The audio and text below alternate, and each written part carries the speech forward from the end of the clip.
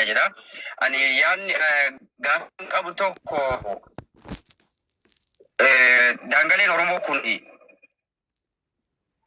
moo'aanidha siyaasatti fayyadamaa jira.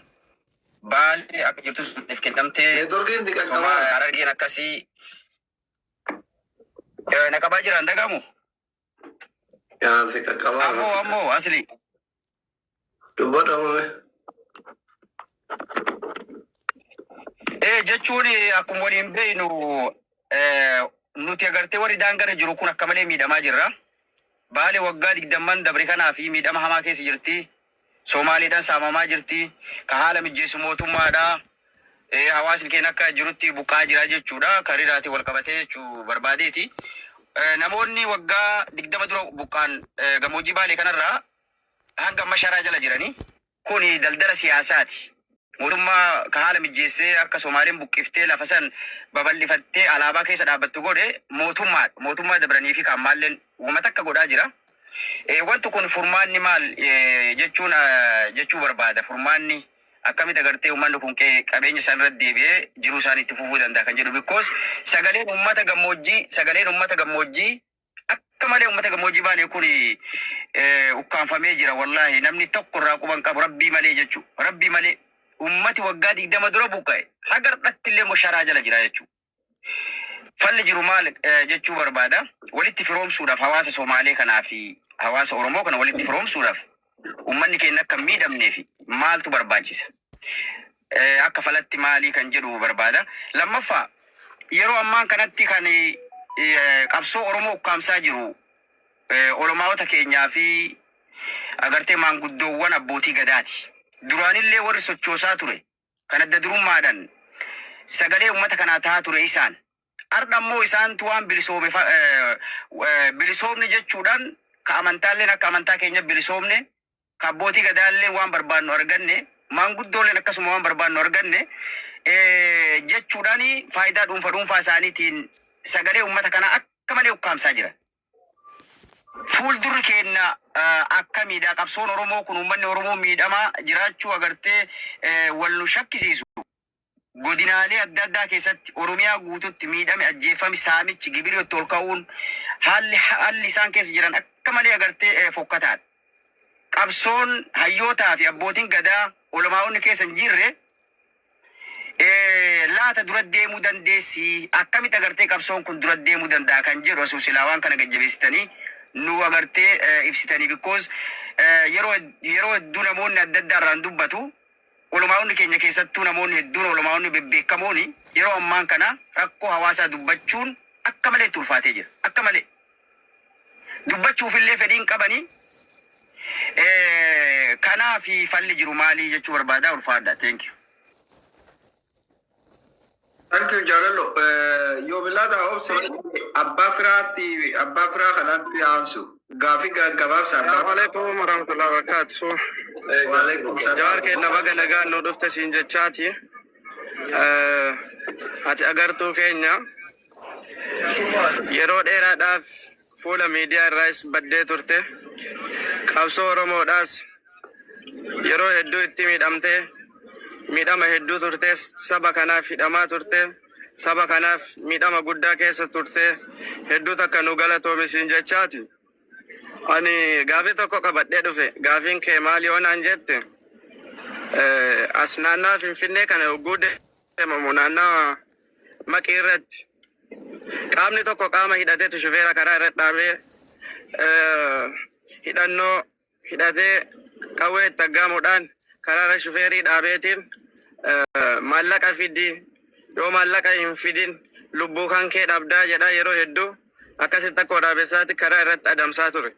Qaamni kun eenyu yommuu jedhanii shanee ta'ee shanee Shimallisiitii jedhama. Waan kana akkamitti ilaalta ati siin jechuu barbaadeetu. Galatooma. Rahoota itti fufi gaafite. Tole galatooma carraa kana naa kennuu keessanii fi Jawaaroo baga wal agarree baga nu jiraatte ammallee umurii dheeradhu. Angaaffii biraan qabu wanti naan Jawaar gaafachuu barbaadu. qabsoon Oromoodha amma Oromoon quba walitti qabuu fi eenyu miidhee hanga walii wallaallu takkatti ga'utti jirra. Osoo gaafa ibiddi Wallaggaatti qabate san callisuu baannee mana manatti ibiddi kun nutti hin seenu. Ammallee gaafa dhiyootan akkasitti Salaalee fi naannoo Gindabarat kanatti uummata akkasitti mana wajjin horii wajjin guban kana caal jechuu kana achumaan nu dhoqqaffataniiti. Oromoo tuffatanii duraan dursanii gartee kopheedhaan dura ejjatuun kun gaafa isin hidhamtanii fi gaafa du'aa caalurraa jalqabanii tuqanii Oromoo laalanii. Akkam hoo godhamee Oromoon bakka dur gaafa qabsoo wayyaanee irratti akkasitti ibiddi belbelesan tokkummaadhaan mataa walitti qabannee akkasitti deemuu dandeenya. Waan kanarratti akkamitti marii jabaa tokko nu uumtanii hoggarattan qabsoo Oromoodhaa kaafaan faajjee gandaa fi balbalatti nu harkaa facaasaa jiran kana akkamitti mataa walitti nu deebiftanii hoggarattan tokkoomsinee waliin akka haaratti balaa fi aggaammi nurratti xiyyeeffate kan ofirraa deebisuu dandeenya kan jiru si gaafachuu barbaada galatoon. Galatooma ulfaadha. Yoomi walumarratti isin haa deebisu. Yoomi atillee gaafii qabdu gaafadhu akka manni mana diktaataraa hin taaneef immootu carraa sagantaan kennallee gara goolabbiitti achi dhiyaataa jira. Abbaan qeerrolee amma mataan arriidha kan dadhabanii haa jechi. Akka sagantaan manni kunillee mana dimokiraatawaa ta'uuf shamarran lama sadiin tokko warri gaafii qabdan naga ammaa dhiira qofa carraa argatee ijoolleen shamarranillee yoo jala kana jiraatan warri gaafii qabdan akka carraan isinii kennuu hin danda'ama. Yoomi dubbadhu carraan keetii gaafii qabdu walumarratti deebitee qabe. Galatoome Dr. Galatooma hundi keessanuu jawweetilee galatoome. I think gaafii kiyya tokko kan gaafachuu barbaade obboleessi koo Karrayyuun kaasee jira kaasuuf yaalee jira. Maaliidha akkuma amma obboleessi kaasaa ture gaafa Wallagga akkasitti gubattuu waraana of keessa seensisanii of keessaa baasuu diddaadhaa fi gochi kun irra raawwatama ka jedhu hundi tokkoon kenna qubatti qabaa turre. Madaan sun kaatee Booranaaf Gujii keessa seentee Shawaa guutuu keessa seentee Harra Arsii keessa jirti. So waluma jalaa nyaachaa deemaa jirti. Amma Jawaar duratti kaasu namoonni kaasaa turanii Arsii keessatti qofa jechuun hin qabaatamu ka jedhu. Maaliif jechuu barbaade wanni kun extremely jala butamee bakka har'a maaliif wanni Arsii sun kaati Arsiitu uummanni 20 ol bakka takkatti quba'ee akka ilmoo sareetitti badhetti rakkachaa jiru kana hundeedhaan waan kana seriously irratti qabsaamee godhamee bu'uura isaa yoon tolchin haala kamiin argitee wanni kun ittuma deemaan deemu. Lammaffaa akkuma amma ka'aa ture qabsoo kana biyya keessaa biyya alaatiin madaan kun uummata hunda gale waliin ga'ee jira. Bifa kamiin qabsoo kana deebi'ee ifamee uummanni kun fundamentaalii jijjiirama hundee yakki biyya san keessa raawwataa jiru kan abbaa dhabe kan dhuunfaan ajjeefamu kan julmaan ajjeefamu abbaa argachaa hin jiru. Yakka kana eenyutu raawwachee argamachaa jiru haala kamiin qabsoon kun itti deebi'eetiin bifa tokkummaatiin geggeeffamuu danda'a. Lammaffaa biyyi keenya akka biyyaatittis akka sabaatittis carraa 2018 arganne san argachuu ni dandeenya.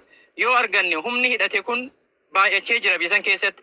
Is there any way to manage humna hidhate kana gaafas manage gochuu dandeenya ka jedhu kabraa walumaa galatti wal madeessee jira. Uummanni keenya qeeqeetti wal madeessee jira.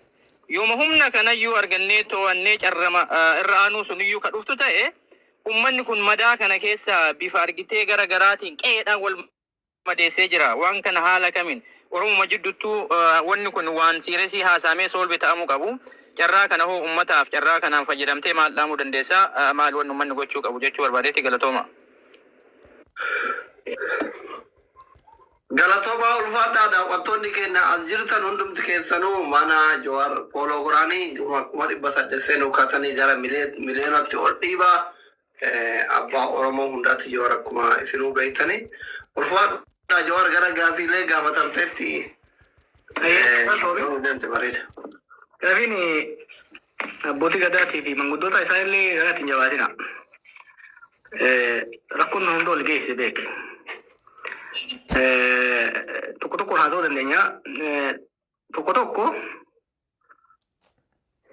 tanarra hammaatiyee manguddoon biyya abbootiin gadaa sheekonni keessoonni kuni tanarra hammaatiyee ibidda kana akka nama ne dikum ka qabu jira jira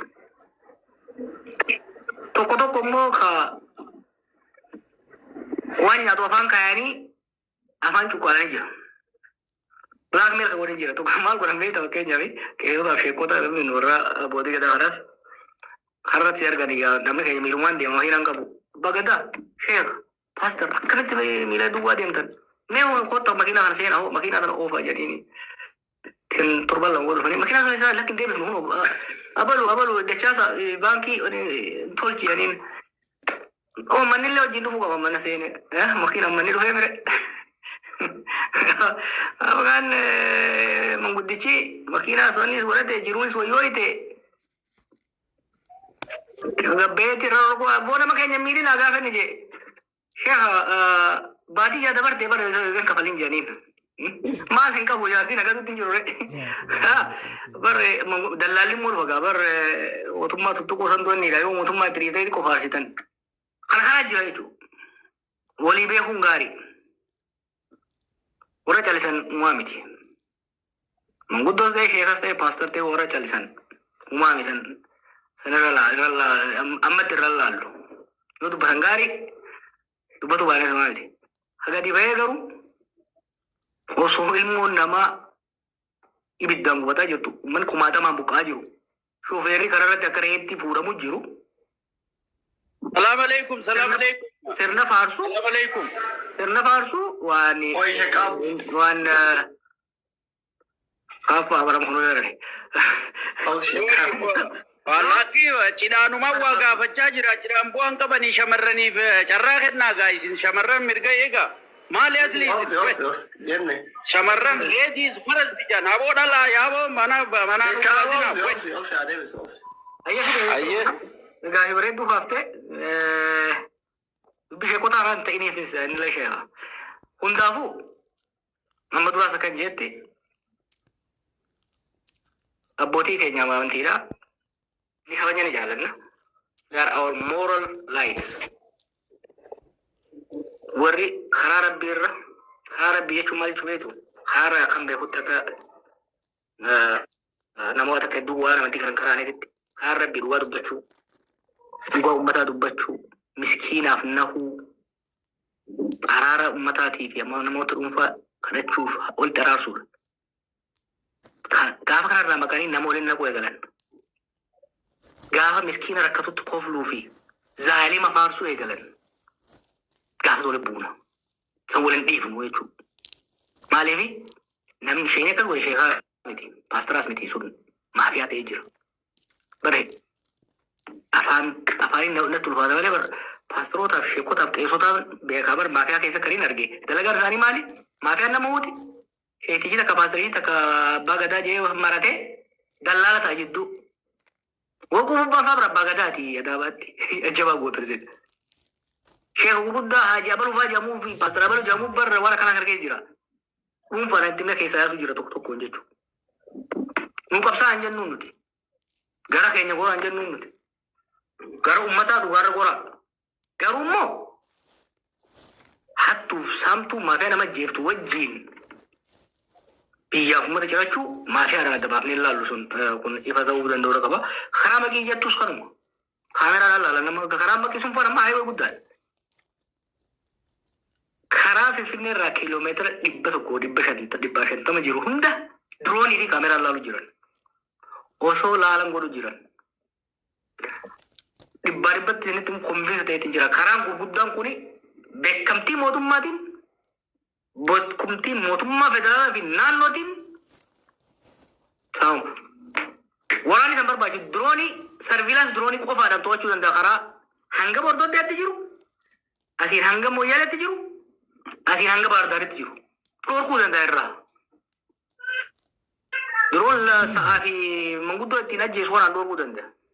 It's very easy to do it. Surveillance saati tema sulalu ko drone dua maya ka namma. Kana beekaa triisan maaliif triisan tokko warra saamu sanutu qaama mootummaati. Sirbiin gadhiisa amma viidiyoo tokko ni haasa'anii. Abaluu warra bakka sanirra mannee turre maali ni dee'oo wajjii nyaata kanaa diisefaa jiran. Ni beekan ta'in waa everything jechuudha. Amma qiitis akkasuma. Nagaa siin jedhan immoo bara karaan maqii karaan gurguddaan kun karaan lamaan kun keessattuu santimu karaan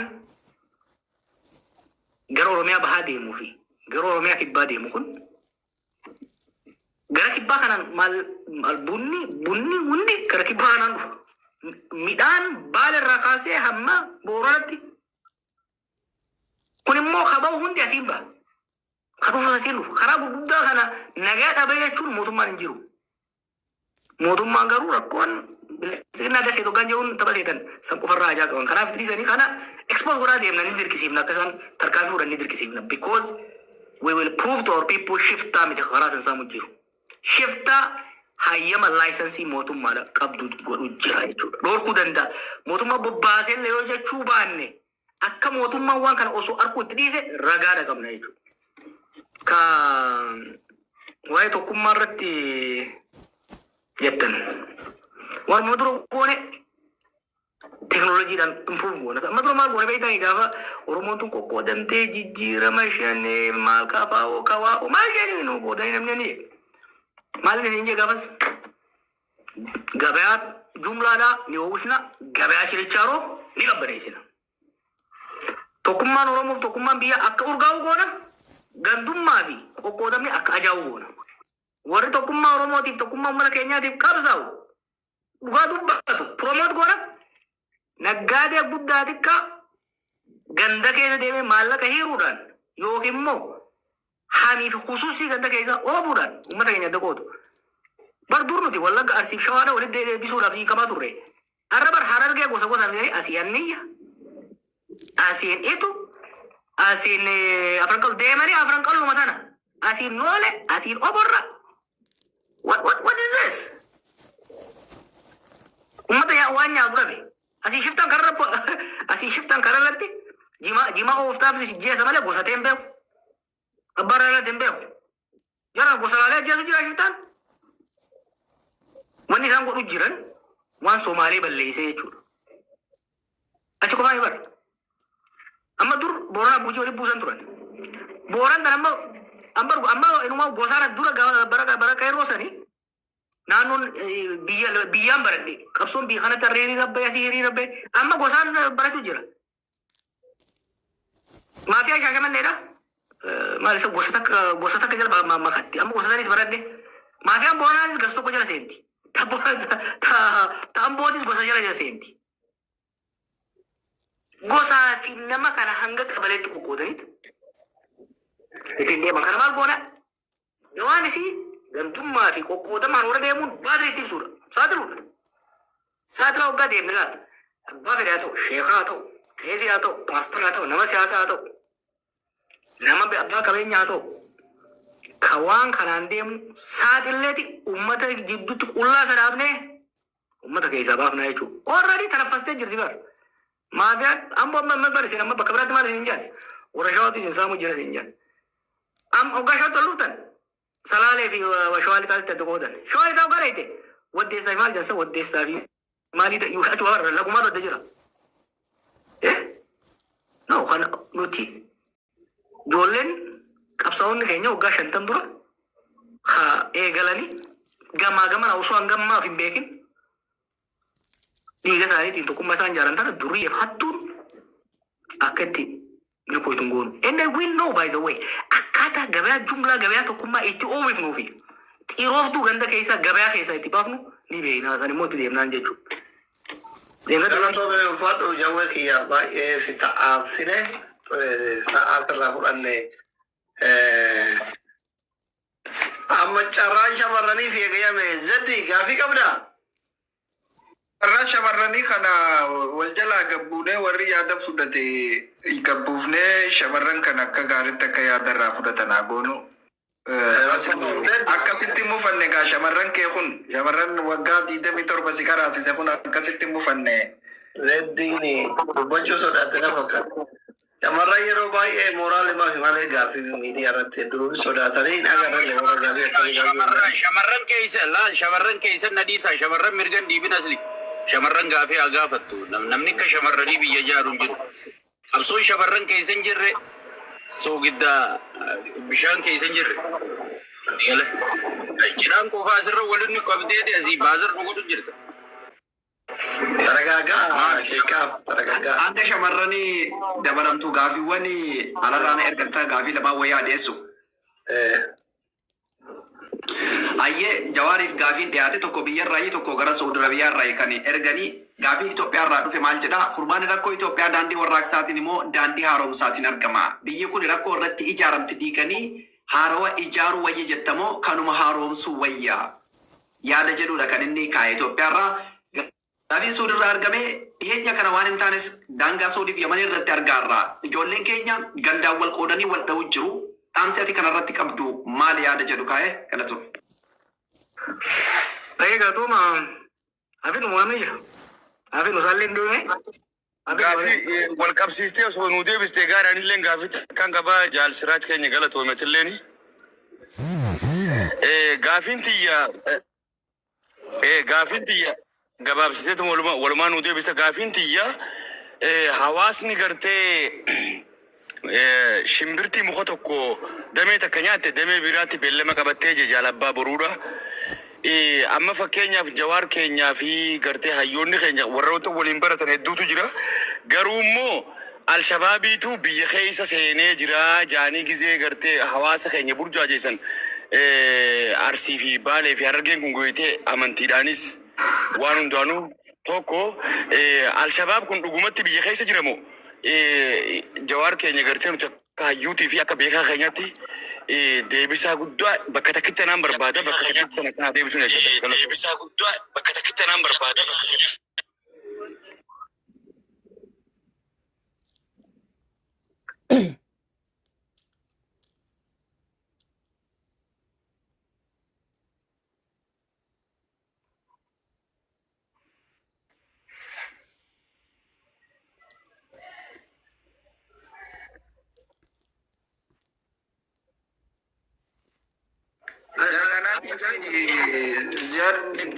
warri irraa fuudhi Hamza.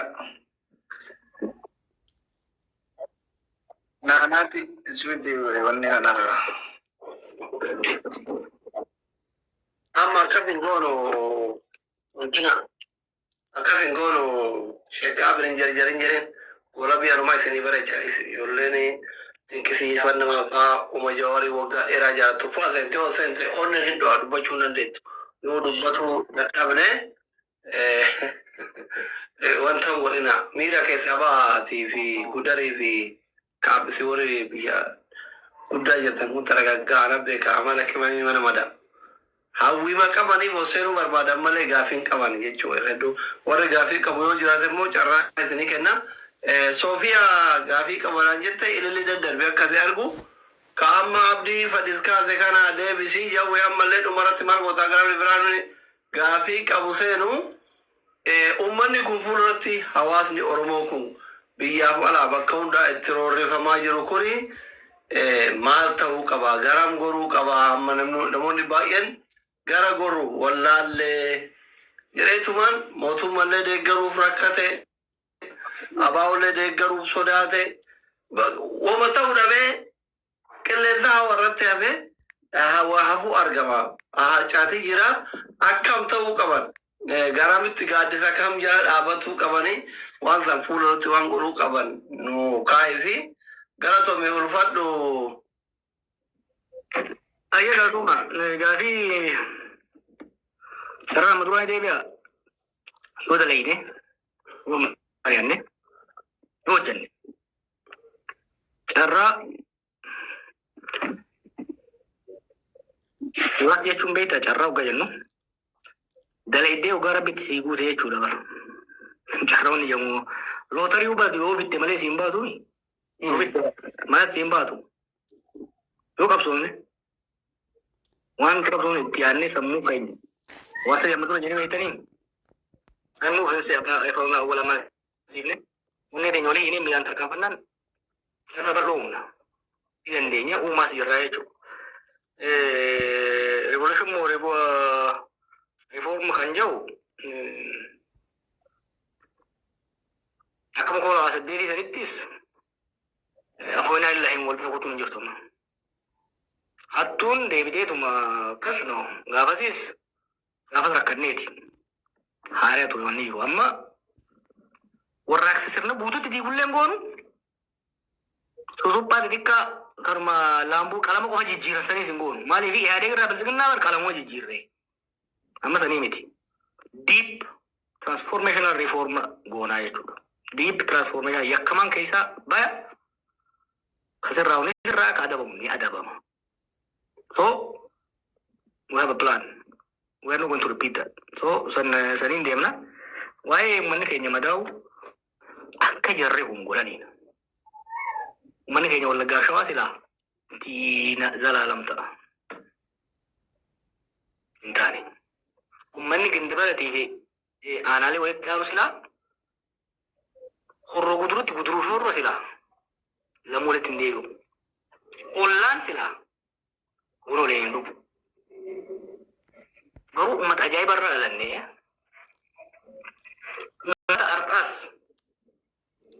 warra sajjeese iseen bira turuu danda'u qabna garuu hojiin wal'aanu hojiin yakkamoota seeraa dhiyeessu dhiifama walii dabru immoo jechuudha dirqama hojjetamaa deemuu danda'u qaba ka daangaa suudii it is a ramification a reflection of the domestic crisis yolle suudii jechuun tokkofa maaliif dhayti eetti ijjeefamti ni miidhamti hojiin qabdu durba suudii ijoollee akkam takka ijoollee hiitee ijoollee barnoota hin qabne ijoollee amma ijoollee digirii maasters qabduutu achi deemu jira hojii waan dhabde qofa osoo hin ta'in baatee galuu waan dhorkamte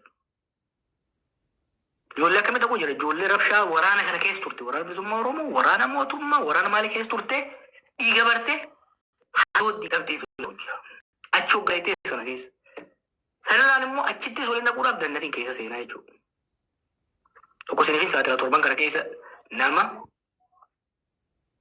adda durummaadhaan beekumsa walloo hargee asii jedhanii nama wal waraanaa wal ajjeesaa turan san godhaa ture nama isin beektan dhiyoo kana sinifin saatira dannatii ta'e amma dannatii keessa osoo hatuu qabamee ari'amee jira.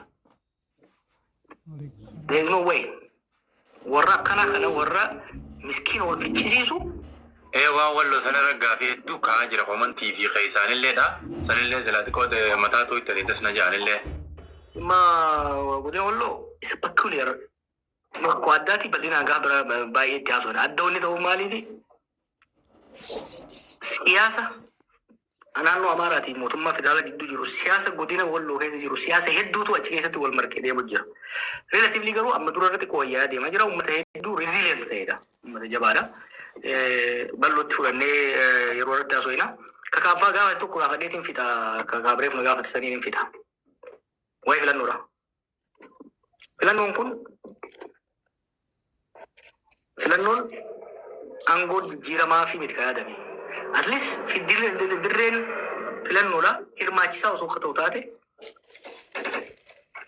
warra qawwee qabateen bookootta haga fedhees feera ta'uu baatu dirreen ni jira mirga ofii yaada ofii dhageessifa jennee himuudhaaf dandeenya osoo san hin goone filannoon naannoo amaaraa keessatti parsantii 90 filannoo hin godhamne oromiyaa keessatti parsantii 70 hin godhamne nama keenya fi kuma jeela nama gaarii nama jaalladhu wayyaa bardaasaa bakki inni itti filame moo fudhatte oodha gabaasaatiin ture nama 200 fi maaltu file jedhan namni 200 gabbee hin filanne bakka hedduu wallagga keessa arsii keessa shawaa kana keessa filannoo hin ture kaafaawutti har'a isin gatasee hin ture akka kaafaawutti waan kana dursine qoranne Uga tokko profeesara siyaasaatiin hoogganamu illeen nama riisarchii gooti. Filannoo itti aanu osoo waggaan hin gahin wal geenyee mari'atamee qorannoon tiimni qorannoodhaan wal gahee irra ramadamee qorannoo bal'aa barruu bal'aa godhameeti ka deeman. Warri abaa'oo dongoo guddaa hojjete. Yeroo lama haata dalagan ifirrattis uummata irrattis tokko hogee ilillii gabarra warri atattanii hogee ilillii san warra abaa'ootiin fite. Mootummaa walii galla jedhanii inneen mari'annee dubbiin duubamee nuyi nama 5 kaaba warra nama 5 hayyoota irra ergine irra caalaa isaan ture. Garuu diraamaa turretti hojjetamaa ture. Isaan keessa basaasa guutuutti galchanii jiran jara gullallee kan. Gurba basaasaa Yuusuf jedhamu tokko qabataniiti miliyoona 57 moo 67 irraa fudhatee mootummaarraa. Kaabaa fi abaa'oo sarkaan isinii kaaya waraana ala biyya jiru kana niin galche jeeti qalama irraa godhee mootummaan tole jettee mootummaan cehumsaa ijaaruudhaaf jee uummata walitti qabee shuuroo nyaachisee borumtaa mootummaa cehumsaa jee hoggaa jaarmeelee ibsa baasa mootummaan cehumsa maal boo jedhaniin itti taphatan jechuudha akka jedhe. Lammaffaa filannoo kanas warra isa raafee jira maan fileetii fi gurbaa Dachaasaa Wiirtuu jedhan tokko basaasota mootummaan dalagan offiishalii. Ijoolleen kuni mootummaa hojii diil godhaniit marga warra gurguddaa warra sirriitti mujjira. Mootummaa hojii diil godhaniit dhufanii kursiin isiniif kennamuuf deemaa jiranii mootummaan isiniif hin kenne jeen rakkoon qabu. Isaan obbidiyoon beekan bololtuudha. Filannoo baranaa kan abaa'oo awwaale Oromoos qaanessee ture. Maaliifi baandiraa fuudhee Finfinnee fi maal keessa girgiira godhe laaba Oromooti. Ziiroon qabee laaba Oromoodhaati. Kaafaa ofii abaan walii galanitti duuba gara galanii seenan. Awwaalee fi obbidiyoon hijaa ama diidee meeqaa soddomii meeqaa itti baatte jechuu salphisuudha. Abaa'oo hiltanillee wayya kursi deemu waan takka argatte jara kana wanniidhaan baasan jechuudha. Kanaaf laal rakkoo Itoophiyaadha. Maraa guddinaa dhaggeeffadha. Hoggaa haasa'u akka kiyyaatti arraba mi'aawuu dhabuu danda'a. Garuu jechi lamaan sadii darbatu lafan buutu. Maaliif itti yaadee bilcheessee dubbata. Namni kuni na caalaa daawwatu caalaa namoota caalaa filannoo Itoophiyaa keessa hirmaatee sirriitti si beeka. Gaafa namni kun hin taatu jiru maaliif jettee gaafachuu danda'u qabda. Falma guddaa godhamee kaafaa keessatti. Falma guddaa booda godhamuu hin danda'ame. Kabajaa keenyas kabajaa uummata keenyaatti dhugaa uummata keenyattis fiisuu dandeenya jechuudha. Kanaaf sun saniin deemama. An dadhabamee yoo fidne akkam jettan. Ergaa dhumaatiif. Galatoomaa ulfaadha. Soofiyaa daqiiqaa takka abdii hukumee daqiiqaa takka ajichillee dadhabee uummanillee dadhabee onillee gaafii lama qofa gaafadhaatanii kara goolan bitti deemna. Yeroo birallee dhaqqabna amma karaa baratanii yeroo birallee inni waqtii torbaanitti guyyaa tokko guyyaa lama isin dhufuu danda'a waan ta'eef gaafii takka gaafadhaa. Soofii tuufi. Assalamu alaikum akkam jirtan hundi keessanuu warri kiristaanaatis akkam jirtani. Ani gaafillee osoon tahini Oromoon tun hedduu takka wal jibbinee jirra akka durii miti akka gaafa Oromoo farasti jennee akkasitti Oromoon takka taatee wal jaalannu sun hin jiru. Haalli amma keessa jirru haala akkaan Oromummaa teenyallee jibbinee jechuu waanuma qabsoo kanallee ifannamuu lafa kaa'ee jira. Haalli kun silaa akkamitti akka dursanitti deebi'ee akka Oromoon tun takka taatee akkasii wal jaalattu san godhamuu ni danda'ama.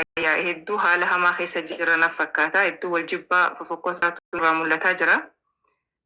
Akkamii akka gaafa zabana Oromoo faristii sanitti silaa nuuf dalaydanii das najaata nama dubbachuu fi hedduu si jaalannaa hedduu si kabajnaa Jawaar keenya qooda nuufillee dalaydiin Oromoo matanaaf duuba deebi'a. Silaas takka sun nu deebi'ee tokko taane hawwii tiyyaa haala ammatti jirru kanaan garuu hedduu nutti ulfaatee jira wanni Oromummaa tuni. Gaafiin tiyyaa ganumaa. Abdii. Assalamu alaikum warahmatullah.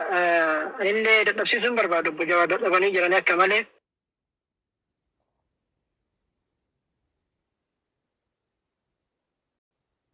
Isheenis akkuma duratti reef Jawaar mammaakee gonni abbaa keessa jiru ifa jedhan sani namuyyuu waan hubannoo qabuu fi waan naannoo isaa keessa jirurraa gaafataa fanne gaafii tana gaafachuun dirqama natti anaan gaafachuu barbaadeeti. Torbaanota dabre kana ni yaadatta rasaasa naannoo hulluuqoo ittuu keessatti nama 18 battalumatti rasaasaan galaafatame. Isa sana yoo gaafannu milishatu ajjeefamee hawaasa miti hawaasni waan keessa hin jirree fi waan kanarraa gaafachuu fi dubbachuun baay'een barbaachisu. Saniifuu milishaan waraana adda bilisummaa Oromooti walitti baay'een ajjeefame gaafilee sanniin osoo kaasuu baatanii jedhaniitiin kaasan. Gaafa kana jennu milishaan ajjeefamuun waan jiraati moo waan hin jirre dhimma milishaa kanaaf dubbachuun hin barbaachisu. Tabira ammootu waraana kan banee milishaa makanaa jiru ofarraa duguugee waraana amma akka ati jettuu fi nuti illee irraa beenu wiigii waratan sammoo guma waraanni adda bilisummaa Oromoodhaa gaara keessaa bahee dhufee ummata sana fide. Viidiyoo ati gallakkiste keessatti kan argine waraanni wiigii godhate kuni kanuma caffaraa biiraa dhugaatiin caffaru tokko falaalaa argaatiin turre. Dhuguma waraanni adda bilisummaa Oromoodhaa waan sana hojjeta moo waraana kamtu dhufeetiin ummata sanachitti gaaga'ee jechuu gaaffiitu nama tana gaafachuu barbaade ulfaadhu jawee kenna. Galatoomaa ulfaadhaa.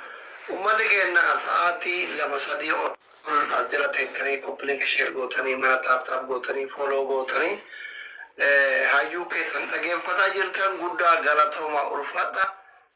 Akkuma isinitti himaa ture muuxannoo gaazexeessummallee qabu akkuma dooktarii tokkootti dhukkuba biyya kiyyaatiif saba kiyyaa hin yaalaa jedheetanii waan kanaa gochuu yaale yeroo biraatitti qaamni biraallee dhuftanii dooktora wajjin dawaaf mari'achuu akkuma yoo harkatti as dhiyaatanii tuffatu baatanii warri humna qabdan dhuftanii waa'ee saba keessanii haala isinii mijeessinaa akka namni isin dhagee nama wal isin qunnamsiifne jechuudhumaa fi jawwee gaafilee lamaan kana deebisii uummanni illee dadhabee atillee dadhabde gara goolabaatti deemna. Hasaa sana rogan ka'e laal ana sookiyyaa milishaa miskiina dirqisan kana dhiisii raayyaan biyyaallee du'uun qabu. Miskiina bara namni dhumu jiru kun nama dubbii kana keessa walajjeesuma TikTok irratti gartanii goota akka ijoollee wobootun ijoolleen federaalistiin waliin haasuuti. Ijoollee wal baratti fa'aa wal argaa. Dhumuun qabdu lola kana gara tokkotti wammaisuu qabna. Ka milishaa moo hedduu garas nyaata. Gara nyaatanii garaan qaban. Guyyaa shalleessaniiti rabbii isin sodaadha. Rasaasa maaksiimam 25 godhan itti kennan. Maaliif jennaan yoo qabamte rasaasni harka jara akka hin galle jenna. Jarri leenjiin qabdu takkarram goonan dhume keessa.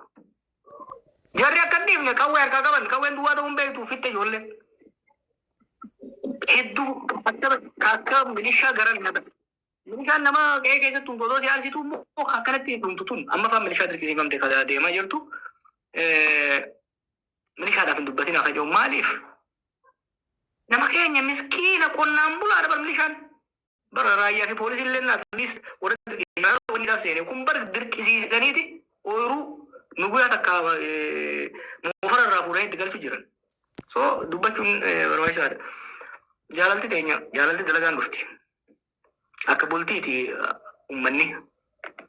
Gaafa riskiin dabaltee jaarsaa jaartiin wal jaalatan. Gaafa yuukaan ammaattee jaarsaa jaartiinis wal qochoolus seenan. Shekkaa akkasii. Dhugaa akkasi wanti mee baala jidduu naakaa ijawwee kiyya takka. Laalamma wanni goonu sa'a dheertuu asirra taa'e namni kun nama guddaadha. Guyyaa tokkichaan firraan daddabsiifnu. Gara goola bitti deemaa jirra bar xumuraa irraa nun dhageeffanne malee kaa karaa ta'e goola butti deemaa irra bar. Goola butti jirra. Kanaaf naa galaa jeequmsi qoqqoodamsi kun gara akka isin aarsu haala na aarsa. Garuu haalee akkatti deemna beeyna. Ijoollee waan taataniif malee amma dura kana daran turte. Minisota keessa afooshaa argee gara diidamiitu ture. Masjid warra salaatuun dhiisee ture namni cherchiin Oromoo bakka meeqa turte. Irraa walitti finnee wanni bareedaan bara qabsoo qeerroo dhumaa san qofa agartanii bara isin. There is a lot of work. Oyaa waldaa dargaggoota irraa kaafnee bildi godhaa dhufne jechuudha. Break by break. Ammas amma fa'aa wannis qabna muuxannoos qabna uummanni keenyas waan reefu namni tokko jee laalaan gubanni ibiddi mana waan seenee namni keenyas dammaqee jira. So now we have more capabilities. So dalagaa deemnaa addee obboleettiin diiwaanneeti kaaftee sirriidha. Ni finna ni dhufti. Rabbi fayyaa nu haa kennu, obsa nu haa kennu. Ni finna. Maaliif uummanni kun gaarii? Uummata wal jibbuu miti. Wal jibbanii bar walii aaranii bar sirreessi. Walii aaran. Walitti mufatan. Zanni walitti badan akka jaansan. Kanaaf. Tomi ulfaadhu jawwee kennaa አማርኛ ፊታ ወሬ አፋን አማራ በአማርኛ ስጠይቁ ነበረ። በሚቀጥለው ሳምንት ወይ ከዛ በኋላ በሀገራዊ ጉዳዮች ላይ አማራ ክልልም ሌሎች ክልሎችም ያሉ ጉዳዮች ላይ ሰፋ ያለ ውይይት እኔም ሌሎችንም ጋብዘን ሰፋ ያለ ውይይት እናደርጋለን። የዛሬው ግን በኦሮሚያና በኦሮሚያ ጉዳይ ላይ ያነጣጠረ ስለሆነ በኦሮምኛ ነው ያደረግነው። ላልሰማችሁ በጣም ይቅርታ። የሚተረጉሙላችሁ ካሉ ይተረጉሙላችሁ። ግን እነዚህ ዛሬ የተወያየናቸውን ጉዳዮች ሰፋ ባለ ሁኔታ በሚቀጥለው ሳምንት ወይ ከዛ በኋላ ቀን ይዘን በስፋት እንወያያለን። ኦሮሞ ሲኖንዲኑ ጆሌ ሲኒሌ ጀባዳ ዋና መስኒ ጆካ ጋም ነው ጉዳራ